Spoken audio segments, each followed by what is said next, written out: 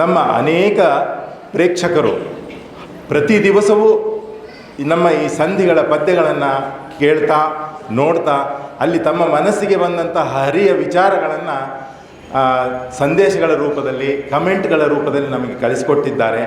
ಆ ಕಮೆಂಟ್ಗಳನ್ನು ಮುಂದಿಟ್ಟುಕೊಂಡು ಇವತ್ತು ಮೊದಲನೇ ಸಂಧಿಯನ್ನು ಮುಗಿಸಿಕೊಂಡು ಎರಡನೇ ಸಂಧಿಗೆ ಪ್ರವೇಶ ಮಾಡ್ತಾ ಇರುವ ಸಂದರ್ಭದಲ್ಲಿ ಪಂಡಿತರ ಸಮ್ಮುಖದಲ್ಲಿ ಎಲ್ಲ ಪ್ರೇಕ್ಷಕರು ಮತ್ತು ಹರಿಭಕ್ತರ ಸಮ್ಮುಖ ಒಂದು ಸಣ್ಣ ಸಂವಾದವನ್ನು ಈ ಪವಿತ್ರವಾದ ದಿವಸ ಬಾಲರಾಮದೇವರು ಬಂದು ಅಯೋಧ್ಯೆಯಲ್ಲಿ ಸ್ಥಾಪನೆಯಾಗಿದ್ದಾನೆ.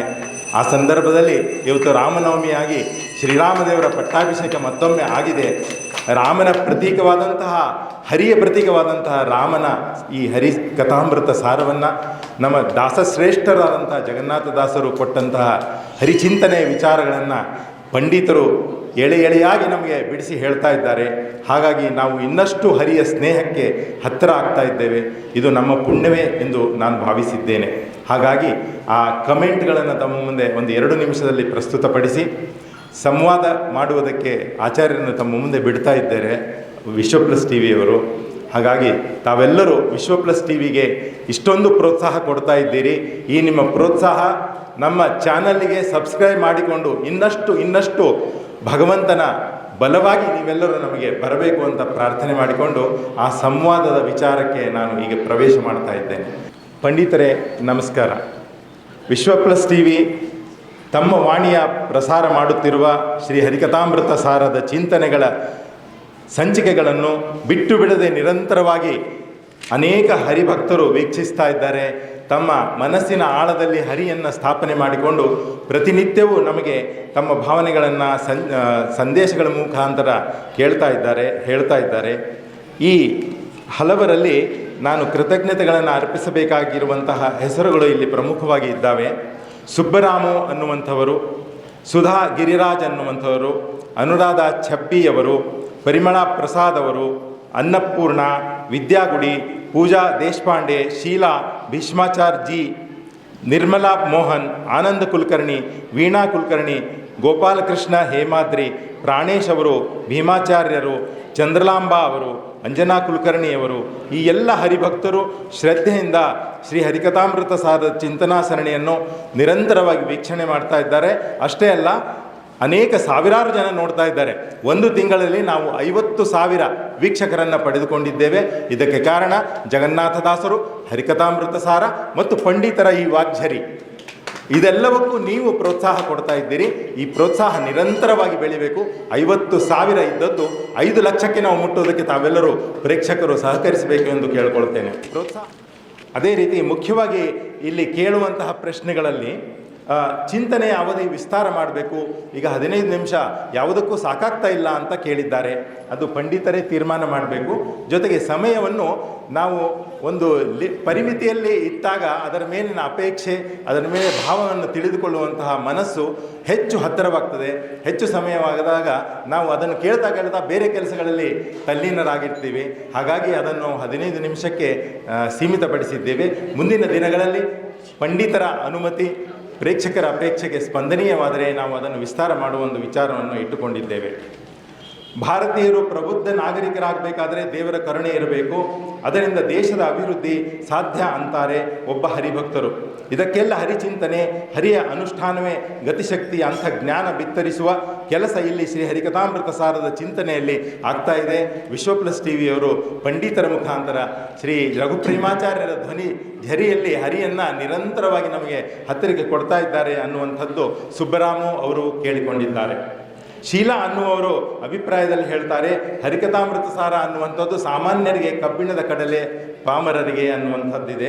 ಅಂಥ ಮೇರು ಗ್ರಂಥವನ್ನು ಸಾಮಾನ್ಯರಲ್ಲಿ ಅತಿ ಸಾಮಾನ್ಯರು ತಿಳಿಯುವಂತಹ ಸರಳ ಶೈಲಿಯಲ್ಲಿ ಪಂಡಿತರು ತಿಳಿಸಿಕೊಡ್ತಾ ಇದ್ದಾರೆ. ಹಾಗಾಗಿ ನಾವು ಆಚಾರ್ಯರಿಗೆ ಕೃತಜ್ಞರಾಗಿದ್ದೇವೆ ಎಂದು ಹೇಳ್ತಾ ಇದ್ದಾರೆ. ಚಂದ್ರಲಾ ಅನ್ನುವಂಥವರು ವಿಶ್ವಪ್ಲಸ್ ಟಿ ವಿ ತಂಡಕ್ಕೆ ತುಂಬ ಧನ್ಯವಾದಗಳು.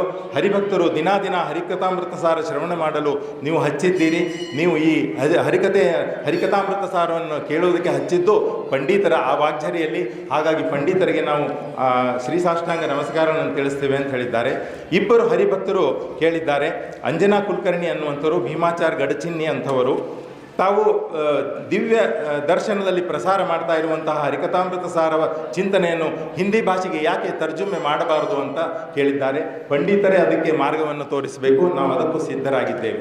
ಮುಂದಿನ ದಿನಗಳಲ್ಲಿ ಈ ವಿಶ್ವ ಪ್ಲಸ್ ಟಿವಿ ತೆಲುಗು ಭಾಷೆಯಲ್ಲೂ ಬರುತ್ತೆ, ತೆಲುಗುನಲ್ಲೂ ಹರಿಕಥಾಮೃತ ಸಾರವನ್ನು ಬಿತ್ತರಿಸಬೇಕು ಅನ್ನೋ ಉದ್ದೇಶ ನಮ್ಮದಾಗಿದೆ. ಇನ್ನು ವೇದವ್ಯಾಸರ ಬಗ್ಗೆ ಪೂರ್ಣ ಮಾಹಿತಿ ತಿಳಿದ ನಮ್ಮ ಮನಸ್ಸೇ ಪುಣ್ಯದ ಮನಸ್ಸು ಎಂದು ಸಂತೃಪ್ತಿ ವ್ಯಕ್ತಪಡಿಸಿದ್ದಾರೆ ಹರಿಭಕ್ತರು. ಆಚಾರ್ಯರಿಗೂ ವಿಶ್ವ ಪ್ಲಸ್ ಟಿವಿಗೂ ಧನ್ಯವಾದಗಳನ್ನು ಹೇಳಿದ್ದಾರೆ. ಜಗದ್ಗುರು ಪದವಿ ಹಾಗೂ ಪದದ ವಿವರವಾದ ಮಾಹಿತಿ ಶ್ರವಣಕಾನಂದವಾದಂಥ ರೀತಿಯಲ್ಲಿ ಹೇಳಿಕೊಟ್ಟಿದ್ದಾರೆ. ಜಗದ್ಗುರು ಅಂದರೆ ಯಾರು ಅನ್ನುವಂಥದ್ದನ್ನು ಆಚಾರ್ಯರು ತಿಳಿಸಿಕೊಟ್ಟಿದ್ದಾರೆ.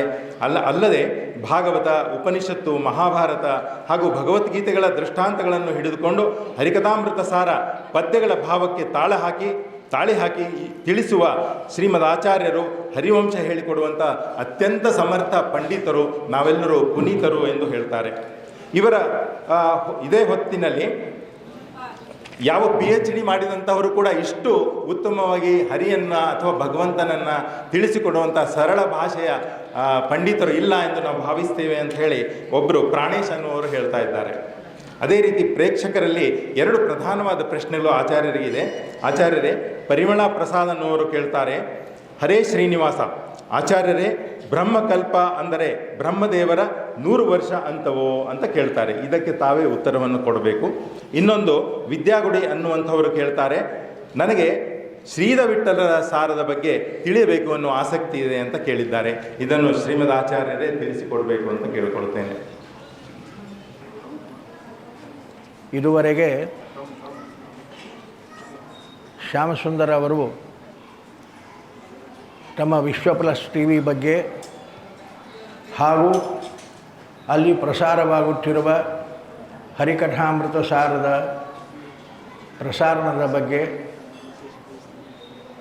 ಆ ಪ್ರಸಾರಣ ಮಾಡುವ ಕಾರ್ಯಕ್ರಮವನ್ನು ವೀಕ್ಷಿಸಿದ ಸಾವಿರಾರು ಜನರ ಅಭಿಪ್ರಾಯಗಳ ಬಗ್ಗೆ ಎಲ್ಲ ಚೆನ್ನಾಗಿ ವಿವರಿಸಿದ್ದಾರೆ. ಒಂದು ಹೆಮ್ಮೆ, ವಿಶ್ವ ಪ್ಲಸ್ ಟಿವಿಯವರು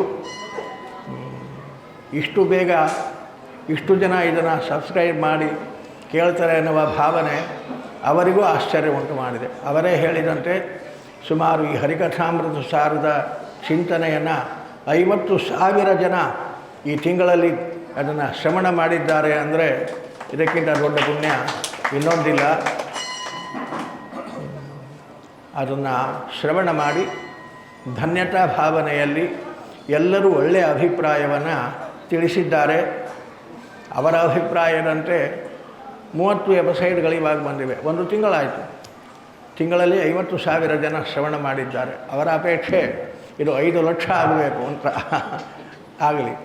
ಜಗನ್ನಾಥ ವಿಠ್ಠಲ ಅವರ ಆಸೆಯನ್ನು ಇನ್ನು ಕೆಲವೇ ದಿನಗಳಲ್ಲಿ ಪೂರೈಸಲಿ. 5 ಲಕ್ಷಕ್ಕೆ ಆ ಸಂಖ್ಯೆ ಮುಟ್ಟಿ ದೇಶದ ಮೂಲೆ ಮೂಲೆಯಲ್ಲಿರತಕ್ಕಂತಹ ಪ್ರತಿಯೊಬ್ಬ ಹರಿಭಕ್ತರೂ ಕೂಡ ಹರಿಕಥಾಮೃತ ಶ್ರವಣ ಮಾಡಿ ಕೃತಾರ್ಥರಾಗಲಿ ಅಂತ ನಾನು ಕೂಡ ಈ ಸಮಯದಲ್ಲಿ ಬಯಸುತ್ತಾ ಇದ್ದೇನೆ. ಒಳ್ಳೆಯ ಶುಭ ಸಂದರ್ಭದಲ್ಲಿ ಈ ಕಾರ್ಯಕ್ರಮ ನಡೆಯುತ್ತಾ ಇದೆ. ರಾಮನವಮಿಯ ಉತ್ಸವ. ಪ್ರತಿ ಸಲದ ಉತ್ಸವದಕ್ಕಿಂತ ಈ ಸಲದ ರಾಮನವಮಿ ಉತ್ಸವ ವಿಶೇಷವಾದದ್ದು. ಯಾಕೆಂದರೆ ಅಯೋಧ್ಯೆಗೆ ರಾಮಚಂದ್ರ ಮೂರ್ತಿಮಂತನಾಗಿ ಬಂದಿದ್ದಾನೆ. ಈ ವರ್ಷ ಅಯೋಧ್ಯೆಯಲ್ಲಿ ಪ್ರತಿಷ್ಠಿತನಾಗಿದ್ದಾನೆ ಅನ್ನೋದು ನಮಗೆಲ್ಲ ಹೆಮ್ಮೆಯ ವಿಷಯ. 500 ವರ್ಷಗಳ ಕನಸು ಈ ವರ್ಷ ನಮಗೆ ಸಾಧಿಸಿದೆ ಅಂದರೆ ಅದು ಸಮಸ್ತ ಹಿಂದೂಗಳ ಭಾಗ್ಯ ಅಂತ ಭಾವಿಸ್ತೇನೆ.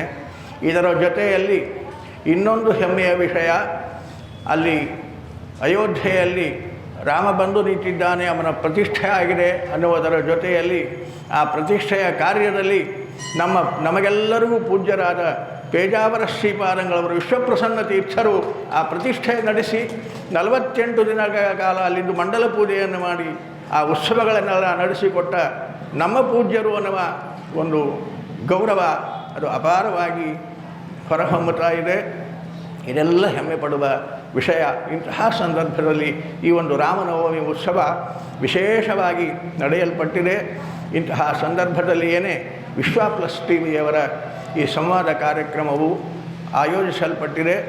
ಇಂತಹ ವಿಶ್ವ ಪ್ಲಸ್ ಟಿವಿಯ ಈ ಆಯೋಜನೆಯಂತೆ ಒಂದು ಸಂಧಿಯ ಚಿಂತನೆ ಸಮಗ್ರವಾಗಿ ಯಥಾಶಕ್ತಿ ಯಥಾಮತಿ ಗುರುಗಳ ಕರುಣದಿಂದ ಆಪನಿತು ಪೇಳುವೆ ಅಂತ ದಾಸರೇ ಹೇಳಿದಂತೆ ರಾಘವೇಂದ್ರ ಸ್ವಾಮಿಗಳವರ ಅನುಗ್ರಹದಿಂದ ಯಥಾಮತಿ ವಿಸ್ತಾರವಾದ ಚಿಂತನೆಯನ್ನು ಅಲ್ಲಿ ಮಾಡಿದ್ದಾಗಿದೆ. ಇನ್ನು ಎರಡನೆಯ ಕರುಣಾಸಂಧಿ, ಆ ಜಗನ್ನಾಥ ವಿಠಲನ ಕರುಣೆಯಿಂದ ಎರಡನೆಯ ಸಂಧಿಯ ಚಿಂತನೆ ನಾಳೆ ಸೋಮವಾರದಿಂದ ಪ್ರಾರಂಭವಾಗ್ತದೆ. ಎರಡನೇ ಸಂಧಿಗೆ ಕಾಲಿಡಲಿಕ್ಕಿದ್ದೇವೆ. ಭಗವಂತ ಕರುಣೆ ತೋರಿ ಇನ್ನೂ ಸಾವಿರ ಲಕ್ಷ ಜನ ಇದನ್ನು ಶ್ರವಣ ಮಾಡಿ ಕೃತಾರ್ಥರಾಗಬೇಕು. ಆ ಲಕ್ಷ ಜನ ಕೃತಾರ್ಥರಾಗುವಲ್ಲಿ ಅವರು ಬಯಸಿದಂತೆ ಕೇವಲ ಕನ್ನಡದಲ್ಲಿ ಹೇಳಿದರೆ ಕರ್ನಾಟಕದ ಜನ ಅಥವಾ ಕರ್ನಾಟಕದಿಂದ ಹೋಗಿ ಬೇರೆ ಕಡೆ ಸೆಟ್ಲ್ ಆದ ಜನ ಅವರು ಕೇಳಬಹುದು.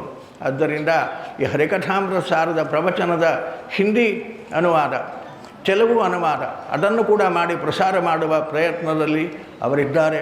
ಹಾಗಾಗಿ ಬೇರೆ ಬೇರೆ ಭಾಷೆಯ ಜನರು ಕೂಡ ಈ ಹರಿಕಥಾಮೃತ ಸಾರದ ಸಾರವನ್ನು ತಿಳಿದು ಭಗವಂತನಲ್ಲಿ ಭಕ್ತಿ ಮಾಡಿ ಉದ್ಧತರಾಗಲಿ, ಕೃತಾರ್ಥರಾಗಲಿ, ಭಗವಂತನಲ್ಲಿ ವಿಶೇಷವಾದ ಭಾವನೆಯನ್ನು ಹೊಂದಿ ಭಗವಂತನನ್ನು ರಾಮಚಂದ್ರನನ್ನು ಸೇವಿಸಿ ಉದ್ಧಾರ ಆಗಲಿ ಅನ್ನುವ ಬಯಕೆ, ಹೆಬ್ಬಯಕೆ ನಮ್ಮದು, ಟಿ ವಿ ಅವರದ್ದು ಕೂಡ. ಈ ಸಂದರ್ಭದಲ್ಲಿ 2 ಪ್ರಶ್ನೆಗಳನ್ನು ಕೇಳಿದ್ದಾರೆ ಬ್ರಹ್ಮಕಲ್ಪದ ಬಗ್ಗೆ. ಬ್ರಹ್ಮಕಲ್ಪ ಅಂದರೆ ಬ್ರಹ್ಮದೇವರ 100 ವರ್ಷ ಆಯುಷ್ಯವೇ? ಹೌದು, ಬ್ರಹ್ಮದೇವರ 100 ವರ್ಷ ಆಯುಷ್ಯವನ್ನೇ ಕಲ್ಪ ಅಂತ ಕರೆಯೋರು. ಬ್ರಹ್ಮದೇವರ ಆಯುಷ್ಯ ಬಹಳ ವಿಸ್ತಾರವಾದದ್ದು. ಹಿಂದೊಮ್ಮೆ ನಾನು ಸಂಕ್ಷೇಪವಾಗಿ ಹೇಳಿದ್ದೆ, ಮತ್ತೊಮ್ಮೆ ಅವರು ಕೇಳಿದ್ದಕ್ಕಾಗಿ ತಿಳಿಯ ಬಯಸ್ತೇನೆ. ಬ್ರಹ್ಮದೇವರ 100 ವರ್ಷ ಅಂದರೆ ನಮ್ಮಂತೆ 100 ವರ್ಷ ಅಲ್ಲ. ಬ್ರಹ್ಮದೇವರ 100 ವರ್ಷ ಆಯುಷ್ಯ ಅಂದರೆ ಮನುಷ್ಯಮಾನದಿಂದ ಬಹಳ ವಿಸ್ತಾರವಾದ ಕಾಲ. ಒಂದು ನಿಮಗೆ ಸಾಮಾನ್ಯ ಕಲ್ಪನೆ ಬರಬೇಕಾದರೆ ನಮಗೆ 1 ಲಕ್ಷ ವರ್ಷವಾದರೆ ಬ್ರಹ್ಮದೇವರಿಗೆ 1 ಸೆಕೆಂಡು. ನಮಗೆ 1 ಲಕ್ಷ ಮನುಷ್ಯಮಾನದಿಂದ 1 ಲಕ್ಷ ವರ್ಷವಾದರೆ ಬ್ರಹ್ಮದೇವರಿಗೆ 1 ಸೆಕೆಂಡು. ಈ ರೀತಿ ಆ 100 ವರ್ಷದ ಕಲ್ಪನೆ 31,104,000 ಕೋಟಿ ವರ್ಷ ಆಗ್ತಾರೆ ಮನುಷ್ಯಮಾನದಿಂದ. ಇಷ್ಟು ವಿಸ್ತಾರವಾದದ್ದು ಬ್ರಹ್ಮದೇವರ ಆಯುಷ್ಯ. ಆ 100 ವರ್ಷ ಆಯುಷ್ಯವನ್ನೇ ಬ್ರಹ್ಮಕಲ್ಪ ಅಂತ ಕರೆಯುತ್ತಾರೆ. ಹೌದು, ನೀವು ಕೇಳಿದ್ದು ಸರಿಯಾಗಿದೆ. ಇನ್ನು ಶ್ರೀರವಿಠಲರ ಜೀವನದ ಬಗ್ಗೆ ನನಗೆ ತಿಳಿಯಬೇಕು ಅಂತ ಒಬ್ಬ ಆಸಕ್ತರು ಬಯಸಿದ್ದಾರೆ. ಶ್ರೀರವಿಠಲರ ಚರಿತ್ರೆಯನ್ನು 3ನೇ ಎಪಿಸೋಡಿನಲ್ಲಿ ನಾನು ವಿಸ್ತಾರವಾಗಿ ಹೇಳಿದ್ದೇನೆ. 3ನೇ ಎಪಿಸೋಡನ್ನು ತೆಗೆದು ಅದನ್ನು ನೀವು ಕ್ಲಿಕ್ ಮಾಡಿದರೆ ಅಲ್ಲಿ ನಿಮಗೆ ಶ್ರೀರವಿಠಲರ ಸಮಗ್ರ ಚರಿತ್ರೆ ಕೇಳಲಿಕ್ಕೆ ಸಿಗ್ತದೆ. ಅಲ್ಲಿ ನಮಗೆ ಕೇಳಬಹುದು. ಹೇಳಿದ್ದನ್ನೇ ಹೇಳಿ ಎಪಿಸೋಡ್ ಹೆಚ್ಚು ಮಾಡುವುದಕ್ಕಿಂತ ಹೇಳಿದ್ದನ್ನು ಅಲ್ಲಿ ತೆಗೆದು ನೋಡಿ ನೀವು ಅದನ್ನು ವಿಶೇಷವಾದ ಮಾಹಿತಿಯನ್ನು ಪಡೆಯಬಹುದಾಗಿದೆ. ಈ 2 ಪ್ರಶ್ನೆಗಳನ್ನು ಕೇಳಿದ್ದಾರೆ. 2 ಪ್ರಶ್ನೆಗಳಿಗೆ ಸಮರ್ಪಕವಾದ ಉತ್ತರ ಹೀಗಿದೆ. ಮುಂದೆ ಯಾವುದೇ ಥರದ ನಿಮಗೆ ನಮ್ಮ ಚಿಂತನೆಯಲ್ಲಿ ಸಂಶಯಗಳು ಬಂದರೆ ವಿಶ್ವ ಪ್ಲಸ್ ಟಿವಿಗಾಗಲಿ ಆಚಾರ್ಯರಿಗೆ ನೇರವಾಗಿ ಆಗಲಿ ಪ್ರಶ್ನೆಯನ್ನು ಕೇಳಿ, ಹೀಗೆ ಯಾವುದೋ ಒಂದು ಸಂವಾದದ ಸಮಯದಲ್ಲಿ ಅದರ ಉತ್ತರಗಳನ್ನು ಪಡೆಯಬಹುದಾಗಿದೆ. ಕೇಳುವಲ್ಲಿ ಸಂಕೋಚ ಬೇಡ, ಕೇಳಿ ಸಂಶಯ ಬಂದಾಗ ಪ್ರಶ್ನೆ ಕೇಳುವಲ್ಲಿ ಸಂಕೋಚ ಬೇಡ. ನಿಸ್ಸಂಕೋಚವಾಗಿ ಪ್ರಶ್ನೆ ಮಾಡಿ ಉತ್ತರಗಳನ್ನು ತಿಳಿದು ಯಥಾರ್ಥ ವಿಚಾರವನ್ನು ಅರ್ಥ ಮಾಡಿಕೊಂಡು ಯಥಾರ್ಥವಾಗಿ ಭಗವದ್ ಉಪಾಸನೆಯನ್ನು ಮಾಡುವಲ್ಲಿ ಎಲ್ಲರೂ ಸಾರ್ಥಕರಾಗಬೇಕು, ಸಾರ್ಥಕತೆಯನ್ನು ಪಡೆಯಬೇಕು ಅನ್ನುವ ಕಾರಣಕ್ಕಾಗಿ ಸಂವಾದವನ್ನು ಸಂಯೋಜಿಸಿದ್ದಾರೆ. ಎಲ್ಲರೂ ಕಲಿತಿದ್ದೀರಿ. ಇನ್ನೊಮ್ಮೆ ಹೇಳ್ತೇನೆ, ಎಲ್ಲರೂ ಸಾಮಾನ್ಯ ಕೇಳ್ತಾ ಇದ್ದೀರಿ. ಯಾರು ಕೇಳ್ತಾ ಇಲ್ಲವೋ ಪ್ರತಿದಿನ ಬೆಳಗ್ಗೆ 7ಕ್ಕೆ ಅವರು ಹಾಕಿಬಿಡ್ತಾರೆ. 7 ಗಂಟೆಗೆ 6:45ರಿಂದ 7ರೊಳಗೆ ಅದನ್ನು ಅವರು ಪ್ರಸಾರ ಮಾಡಿಬಿಡ್ತಾರೆ. ಪ್ರತಿದಿನ ಬರುವ ಅಥವಾ ನಮಗೆ ಹೇಳೋಕ್ಕಾಗಲಿಲ್ಲ ಲೈವ್ ಕೇಳಬೇಕಂತಿಲ್ಲ, ಅದೆಲ್ಲ ರೆಕಾರ್ಡೆಡ್ ಇರ್ತದೆ. ನಿಮಗೆ ಯಾವಾಗ ಪುರುಸೊತ್ತಾಯಿತೋ ಆಗ ಆ ವಿಚಾರವನ್ನು ತೆಗೆದು ವಿಶ್ವ ಪ್ಲಸ್ ಟಿವಿ ಹೊಡೆದರೆ ಸಾಕು, ಹರಿಕಥಾಮೃತ ಸಾರ ಅಂತ ಬರ್ತದೆ. ಅದನ್ನು ನೀವು ಕೇಳಬೇಕು, ಕೇಳಿ ಕೃತಾರ್ಥರಾಗಬೇಕು. ಇಷ್ಟು ವಿಸ್ತಾರವಾದ ಚಿಂತನೆ ನಿಮಗೆ. ನನಗೆ ಹೆಮ್ಮೆ, ಅಹಂಕಾರ ಏನಲ್ಲ, ನಾನು ಹೇಳ್ತೇನೆ ಅಂತ ನನಗೆ ಹೆಮ್ಮೆ. ಇಷ್ಟು ವಿಸ್ತಾರವಾದ ಚಿಂತನೆ, ಯಾಕೆಂದರೆ ಅನೇಕ ವ್ಯಾಖ್ಯಾನಗಳನ್ನು ಚಿಂತಿಸಿ ಹೇಳುವ ವ್ಯಾಖ್ಯಾನ ಅದಾಗಿದೆ. ಆದ್ದರಿಂದಾಗಿ ಇಷ್ಟು ವಿಸ್ತಾರವಾದ ಚಿಂತನೆ ನಿಮಗೆ ಇನ್ನೊಂದು ಕಡೆ ಸಿಗಲಿಕ್ಕಿಲ್ಲ ಅನ್ನೋದು ನನ್ನ ವೈಯಕ್ತಿಕ ಅಭಿಪ್ರಾಯ. ಅಂತಹ ಶ್ರಮಪಟ್ಟು ಚಿಂತನೆ ಮಾಡಿ ಅದನ್ನು ನಿಮ್ಮ ಎತ್ತರಕ್ಕೆ ಇಳಿದು ಅದನ್ನು ಪ್ರಸ್ತುತಪಡಿಸುವ ಈ ಶ್ರಮ ಅದು ಸಾರ್ಥಕವಾಗಬೇಕಾದರೆ ನೀವೆಲ್ಲ ಅದನ್ನು ತಿಳಿದು ಸಂತೋಷಪಟ್ಟಾಗ ಮಾತ್ರ ಸಾಧ್ಯ. ಆದ್ದರಿಂದಾಗಿ ಪ್ರತಿಯೊಬ್ಬರೂ ಅದನ್ನು ಶ್ರವಣ ಮಾಡಿ ಕೃತಾರ್ಥರಾಗಬೇಕು ಅಂತ ಈ ಸಮಯದಲ್ಲಿ ಸಮಸ್ತರನ್ನು ಪ್ರಾರ್ಥಿಸ್ತಾ ಕೇಳಿದ ಎಲ್ಲರಿಗೂ ಅಭಿನಂದನೆಯನ್ನು ಸಲ್ಲಿಸ್ತಾ ಇದ್ದೇನೆ. ಶ್ರೀಕೃಷ್ಣ ಅರ್ಪಣಮಸ್ತು. ತಂದೆ ಆಚಾರ್ಯ ವಸಂತ ಕುಷ್ಟಗಿ ತಮ್ಮ ಉಪನ್ಯಾಸ ಆರಂಭ ಮಾಡುವಾಗ ಹರಿಕಥಾಮೃತ ಸಾರದ ಪದ್ಯಗಳನ್ನು ಜನರ ಮುಂದೆ ಇಡುತ್ತಾ ಹರಿಯನ್ನು ಸ್ಮರಿಸಿಕೊಂಡೇ ಮುಂದಡಿ ಇಡುತ್ತಿದ್ದರು. ಅಂಥ ಒಂದು ಪದ್ಯ ಇಲ್ಲಿ ನಿಮ್ಮ ಮುಂದೆ ಸ್ಮರಿಸಿಕೊಳ್ಳುವ ಅಪೇಕ್ಷೆ ನನ್ನದು. ಸರ್ವದೇಶವು ಪುಣ್ಯ ದೇಶವು, ಸರ್ವಕಾಲವು ಪರ್ವಕಾಲವು, ಸರ್ವಜೀವರು ದಾನ ಪಾತ್ರರು ಮೂರು ಲೋಕದೊಳು, ಸರ್ವ ಮಾತುಗಳೆಲ್ಲ ಮಂತ್ರವು, ಸರ್ವ ಕೆಲಸಗಳೆಲ್ಲ ಪೂಜೆಯು, ಸರ್ವ ವಂದ್ಯನ ವಿಮಲ ಮೂರ್ತಿ ಧ್ಯಾನವುಳ್ಳವಗೆ. ಹೀಗೆ ಹರಿಕಥಾಮೃತ ಸಾರದ ಈ ಸರ್ವಪ್ರತೀಕ ಸಂಧಿಯಲ್ಲಿ ಬರುವಂಥ 4ನೇ ಪದ್ಯವನ್ನು ಹೇಳಿಕೊಂಡೇ ಅವರು ತಮ್ಮ ಭಾಷಣವನ್ನು ಆರಂಭ ಮಾಡ್ತಿದ್ದರು. ಹಾಗಾಗಿ ನಾವು ಮುಕ್ತಾಯದಲ್ಲಿ ಇದನ್ನು ನೆನೆಸ್ಕೊಳ್ತಾ ಇದ್ದೀವಿ. ಜಗನ್ನಾಥದಾಸರ ಅನುಗ್ರಹ ನಮಗೂ ಆಗಲಿ. ಆ ಅನುಗ್ರಹದಿಂದ ಈ ವಿಶ್ವ ಪ್ಲಸ್ ಟಿ ವಿ ಇನ್ನಷ್ಟು ಆಧ್ಯಾತ್ಮದ ಕೆಲಸಗಳನ್ನು ಮಾಡುತ್ತಾ, ಸಾಮಾನ್ಯ ಜೀವನದ ಕೆಲಸಗಳನ್ನು ಮಾಡುತ್ತಾ ಮುನ್ನಡೆಯೋದಕ್ಕೆ ನೀವೆಲ್ಲರೂ ಬಲವನ್ನು ತುಂಬಬೇಕು, ನೀವೆಲ್ಲರೂ ಗತಿಶಕ್ತಿಯಾಗಬೇಕು ಎಂದು ಕೇಳಿಕೊಂಡು ರಾಘವೇಂದ್ರ ಸ್ವಾಮಿಗಳನ್ನು ಇಲ್ಲಿ ನೆನಪಿಸಿಕೊಂಡು ಸಕಲ ಗುರುವೃಂದವನ್ನು, ಗುರುವರೇಣ್ಯರನ್ನು, ಶ್ರೀಮದಾಚಾರ್ಯರನ್ನು, ನಮ್ಮ ಗ್ರಾಮದೇವರು, ಕುಲದೇವರು, ಇಷ್ಟದೇವರು ಎಲ್ಲ ದೇವರುಗಳನ್ನು ನೆನೆಸ್ಕೊಂಡು ತಮಗೆಲ್ಲ ನಮಸ್ಕಾರಗಳನ್ನು ಸಲ್ಲಿಸ್ತೇನೆ. ಪ್ರಣಾಮಗಳು. ಮತ್ತೆ ತಾವು ನಮ್ಮನ್ನು ಹೀಗೆ ಸಂವಾದ ಮಾಡುವುದಕ್ಕೆ ಅವಕಾಶ ಮಾಡಿಕೊಡಬೇಕು. ಕೊಪ್ಪಳದ ರಾಯರ ಮಠ ಜಗಣ್ಣ ಅಂದರೆ ನಮ್ಮ ಜೀವ. ಜಗಣ್ಣ ಅವರಿಗೂ ನಾನು ಇಲ್ಲಿ ಸ್ಮರಿಸಿಕೊಳ್ತೇನೆ. ನಮ್ಮ ಈ ಚಾನಲ್ ಇನ್ನೊಂದು ವಿಷಯ ತಮಗೆ ಹೇಳಬೇಕು. ನಮ್ಮ ಈ ಚಾನಲ್ಲಿನ ಕೊಪ್ಪಳವನ್ನು ಕರ್ನಾಟಕದ ವಲಯ ಕೇಂದ್ರ ಆಗಿ ಮಾಡ್ಕೊಳ್ತಾ ಇದ್ದೇವೆ.